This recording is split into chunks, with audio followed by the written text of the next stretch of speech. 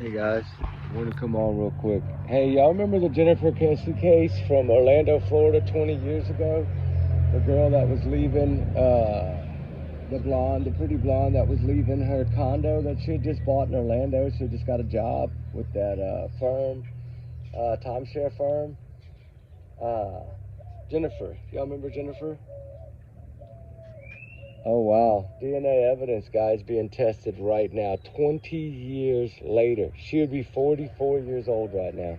It was January of '06. She left for work that morning, and remember they found her car 2 days later. She didn't show up for work, and it looked like a sign of a struggle on the hood of the car. They think she was abducted in the parking lot there, and then somebody that was like 5'3" to 5'5" had parked her car in an apartment a mile away and took off walking. Remember in the fence, the surveillance footage, you couldn't see his face because of that high black wrought iron fence. And it was like everybody thought, man, if they could have just figured it out, they had the person, they just couldn't physically see the picture to see who it was. You know, they always had that construction worker in mind. I've always thought that's who was responsible. The one that she was kind of scared of, and he had been kind of, like he was kind of a pressure person, like trying to get the data, all this stuff. And she had a long-term boyfriend that just got back from a vacation to the island, and she had a good time. It was back to work Monday, and boom, just like that, right? Remember the keys for the apartment? The master keys to the apartment complex have been stolen. There was a lot of construction going on. It was a brand new complex, condos being built. She had bought one. The security cameras at the complex weren't set up yet. It was that new. It was there in Orlando, right down from Disney. Like, it wasn't very far. And I always thought, I covered this case before. I did a couple of videos on Jennifer, and because I always felt like her dad is such a fighter, right? He reminds me of Superman, Kaylee's dad, in the Idaho 4 case. He has battled for. They sued the police department to get all the case files, and they had told them early on that there was no DNA evidence found inside the car. Well, now they're learning that there is, and the lawyer to the father, the family's lawyer, spoke out on News Nation or something a couple of days ago, and talked about how they might finally know. Because you got to remember, they took DNA samples from those construction workers, so they still have those on file. So all they need to do now is test the DNA they have on the car, and if it matches, then they got their suspect. Will it lead to something? I hope and pray. This family has fought. Her brother, her family, her dad has been the advocate, the voice for her. He feels like he could do more, and he's done so much. He's dedicated 20 years of his life to searching for his daughter, and never missed a beat, and never gave up. And he always feels that he can do more, and this is what makes this case so powerful, and why I pray right now that this case is solved. I've always felt like this is the year of cold cases, 2025. They're being solved by the dozens, like literally. There's been 30 something cold cases solved this year, and we're just barely halfway through it, a little over. I mean, that's amazing news. Imagine, she'd have been 44. A couple months ago was her birthday. She'd have been 44. Wow, heartbreaking tragedy story. Parents not knowing every day of their life, dedicated to finding their daughter. This father has dedicated every pretty much possible living minute of the last 20 years, day and night, digging, and private investigators, and he's done everything in his power to find his daughter.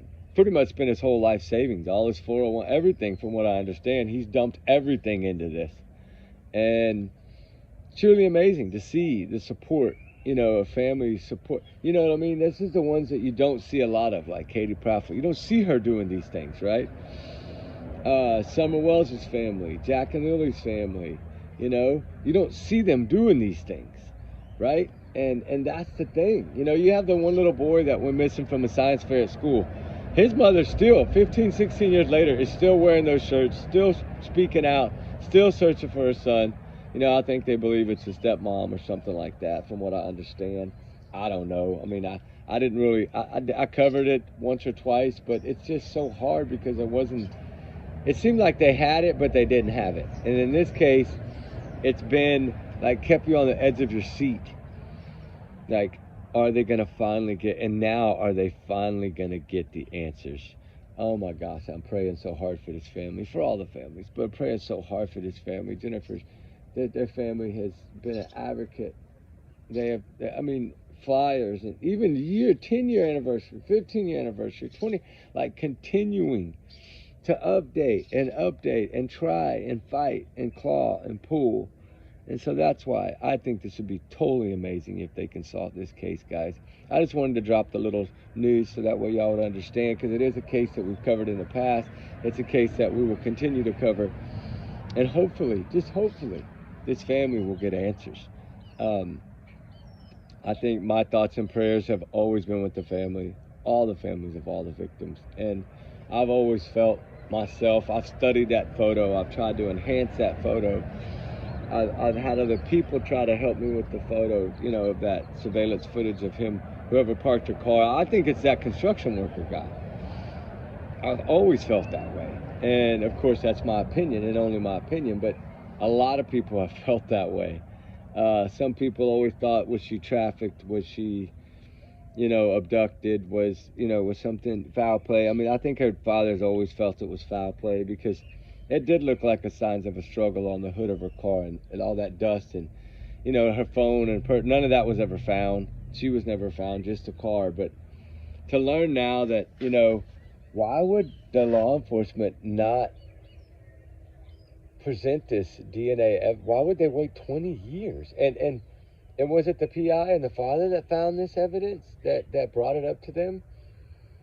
I mean, that's a failure by the system right there. If they've had DNA evidence for 20 years and it's never been talked about until 2025, 2 months ago is when it broke first. Totally unacceptable. Totally unacceptable by the Orlando Police Department. Totally unacceptable. If this is, they're saying it's being tested. So, according to the father, he spoke out a couple of news interviews, and he said, finally, we might have some answers. He's not holding his breath, but he's still praying hard, right?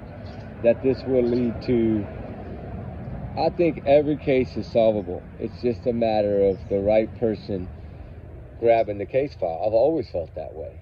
And I think now these younger cops are coming in, and they're so big into these cold cases that they want to solve them. And, even if it's finding a car in a river, or finding a car at a dam, or finding a car at a boat ramp, doesn't matter. All these cases are still being solved, and some of these are 15, 20, 30-year-old cases. We just covered one, a few months ago. It was a 32-year-old case. They found that high school girl that had just graduated in her car. Of course, she was in the body of water. She wasn't no longer with us, but they at least got closure for the family, somewhat closure. The young guy that was, that was in the Land Cruiser that was driving, he had like a mountain terrain vehicle. They found his vehicle, right? And then the Diesel brothers, they do a lot of that as well. Now, shout out to them, right? They go and they search. They built these boats and built all this stuff, and to be able to pull these cars out, and they work with dive teams, and it's amazing that people have these bigger hearts. It's truly amazing, and I pray that this case is solved. That family has waited 20 years for answers. And will this lead to an arrest and a charge? According to, from what I'm reading about, yes, it's possible. It's very possible that it actually might. I know that it was that basically it's not cold anymore, is what they're trying to say. She vanished in Orlando, Florida condo on January 24, 2006. She was 24 years old. She placed her outfits out. Her towel was still damp. Her brother went straight to the apartment condo when they figured something was wrong. Nearly 2 decades after she vanished from her apartment building without a trace, authorities announced a new break that could breathe new life to the cold case. Jennifer Koster's case, DNA evidence is now being tested. It's a race to catch the abductor. About an hour and a half into the workday, that's when they received the call. Her father and them and her brother that she didn't show up to work, and it was totally out of character, and that's what started all this. But golly, guys, let's say some extra prayers today. Man, this will be a huge break. And this has been a huge case, period. It has been kept in the spotlight by this family for 2 decades. Amazing. So our prayers are with you, fam, and we pray that this leads to an arrest.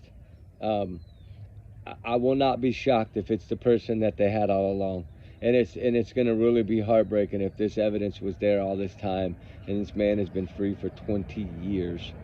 Totally, you can't. That's totally correct. Oh, my battery's going dead. Sorry. All right, guys, I gotta go. Anyway, allegedly, these are my opinions, thoughts, theories, speculation, free speech. Y'all's comments, y'all's alone, not to reflect the channel. We do our research together because we are a big hearted little family. Trigger warning times 100 million. Have a blessed day, guys. Prayers for her family, for the closure in this case. Hopefully, this will lead to an arrest, and it will be a huge break, and we will break it here as soon as it happens. So anyway, guys, we love y'all. Be good. Bye.